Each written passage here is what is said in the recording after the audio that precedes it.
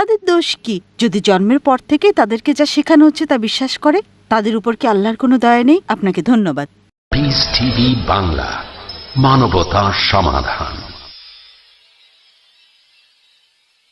ইসলাম ছাড়া অন্য ধর্মের পরিবারে জন্মগ্রহণ করা মানুষের কি হবে?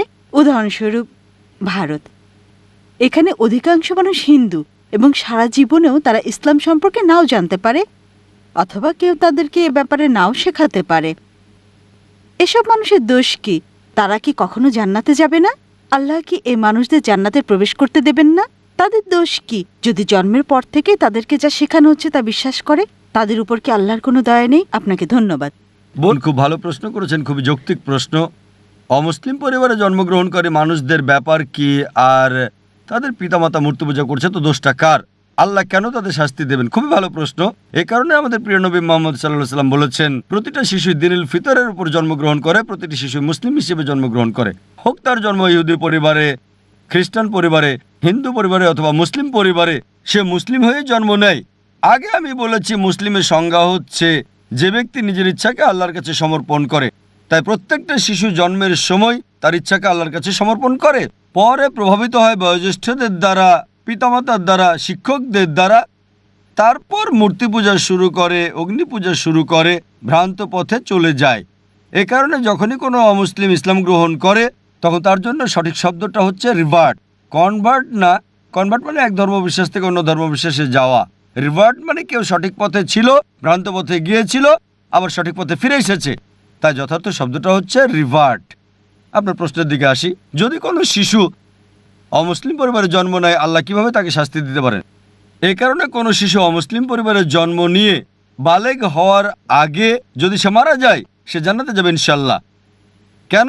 কারণ প্রত্যেক শিশুই তার ইচ্ছাকে আল্লাহর কাছে সমর্পণ করে। সে মুসলিম, তার হিন্দু অথবা খ্রিস্টান যে কোনো নাম হতে পারে, জন, রাম, এতে কোনো সমস্যা নেই।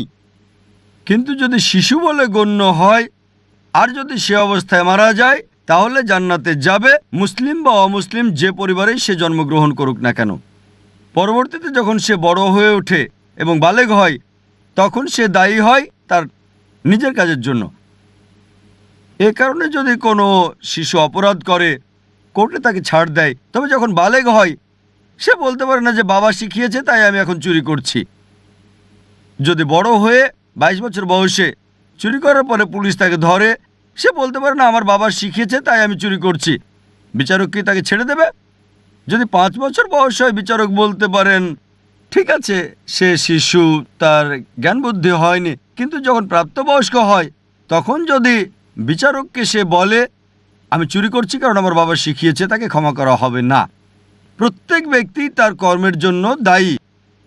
যখন কেউ প্রাপ্তবয়স্ক হয়, তখন তার দায়িত্ব হচ্ছে সত্য অন্বেষণ করা। আমাদের মুসলিমদের দায়িত্ব অমুসলিমের কাছে বাণী পৌঁছানো।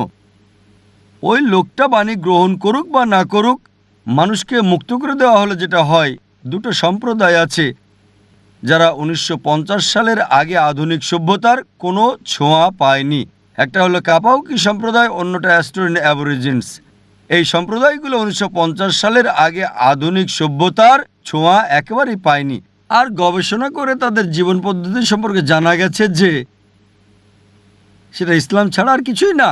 কিন্তু তারা নিজেদের মুসলিম বলে না, এক স্রষ্টা বিশ্বাস করে স্রষ্টার কোনো প্রতিমা নেই, কোনো প্রতিমূর্তি নেই। স্রষ্টার উপাসনা করার সময় তারা মাটিতে সেজদা দেয়, সবই ছিল ইসলামের মতো, শুধু নাম ছাড়া। তাই কোনো শিশুকে প্রভাবিত করা না হলে সে আল্লাহর কাছে নিজের ইচ্ছাকে সমর্পণ করে এবং সঠিক পথেই থাকে। প্রাপ্তবয়স্ক হওয়ার পরে আমাদের মুসলিমদের দায়িত্ব হচ্ছে ইসলামের বাণী অমুসলিমদের কাছে পৌঁছানো। যদি আমরা না পৌঁছাই, আল্লাহ আমাদের হিসাব নেবেন, তিনি আমাদের হিসাব নেবেন। কিন্তু আমরা আমাদের কাজ করি বা না করি, আমরা দায়ী হব। কিন্তু কোরআনে আল্লাহ বলেন, সূরা ফুসিলাত অধ্যায় নম্বর 41 আয়াত নম্বর 53, সানুরিহিম আয়াতিনা ফিল আফাকি ওয়া ফি আনফুসিহিম হাত্তা ইয়াতাবায়্যানা আন্নাহুল হক। আমি তোমাদেরকে আমার নিদর্শনাবলী দেখাবো দূর দিগন্তে আর তাদের নিজেদের মধ্যেও, যতক্ষণ না তাদের কাছে স্পষ্ট হয় এটাই সত্য। আল্লাহ নিজেই দায়িত্ব নিয়েছেন যে তিনি নিজেই প্রত্যেক মানুষের কাছে সরাসরি বাণী পৌঁছে দেবেন। যদি কোনো মুসলিম তার কাজ নাও করে, সে ভালো বা মন্দ যায় উদাহরণ দেখ, আল্লাহ প্রত্যেকটা মানুষের অন্তরে উদয় করবেন, হোক মুসলিম বা অমুসলিম। সত্য সম্পর্কে, এক স্রষ্টা সম্পর্কে। তাই একবার বাণী পৌঁছার পর ওই মানুষটা মানতেও পারে, নাও মানতে পারে। এটা ভেবেও মানতে পারে যে আমি যদি ইসলাম গ্রহণ করি আমার পছন্দনীয় বিষয়গুলো বর্জন করতে হবে, অ্যালকোহল বাদ দিতে হবে, ডেটিং ডান্সিং বাদ দিতে হবে এবং অন্যান্য বিষয় যেগুলো হারাম, ওই বাণী গ্রহণ নাও করতে পারে, তখন সে দায়ী হবে। একইভাবে বাবা যদি ভুল কিছু শেখায়, চুরি করা, এটা বোঝা আপনার দায়িত্ব যে চুরি করা হারাম, এটা পাপ, এটা ভুল কাজ। সে বিচারকের কাছে গিয়ে বলতে পারে না যে আমার বাবা শিখিয়েছে তাই আমি চুরি করি। একইভাবে আল্লাহ তার বাণী সরাসরি পৌঁছাচ্ছেন প্রত্যেকটা মানুষের অন্তরে, হক সম্পর্কে, স্রষ্টার একত্ব সম্পর্কে, যে মূর্তি পূজা নিষিদ্ধ।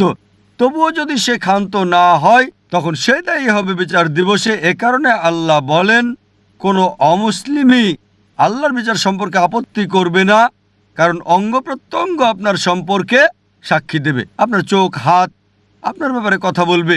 তাই বিচার দিবসে এমনকি যদিও ওই মানুষকে জাহান্নামে দেওয়া হয় তবুও তারা আল্লাহ সুবহানাহু ওয়া তাআলার বিচার সম্পর্কে আপত্তি করবে না। তারা বলবে দয়া করে আমাদের আরেকটা সুযোগ দেন। আল্লাহ বলবেন আর সময় নেই, দুনিয়াতে তোমাদের অনেক সুযোগ দেওয়া হয়েছিল আর এখানে একবারই বাঁচবে। তাই বিচার দিবসে কোনো মানুষই, কোনো অমুসলিমই যদি তাকে জাহান্নামে দেওয়া হয় তবুও সে আল্লাহর বিচার সম্পর্কে আপত্তি করবে না। সে শুধুই বলবে দয়া করে ক্ষমা করেন, কিন্তু সেটা হবে না। এই পৃথিবীতে যা আছে, আল্লাহ বলেন সূরা মুলক অধ্যায় নম্বর 67 আয়াত নম্বর 2, এই পৃথিবী আখিরাতের জন্য পরীক্ষা। আশা করি উত্তরটা পেয়েছেন।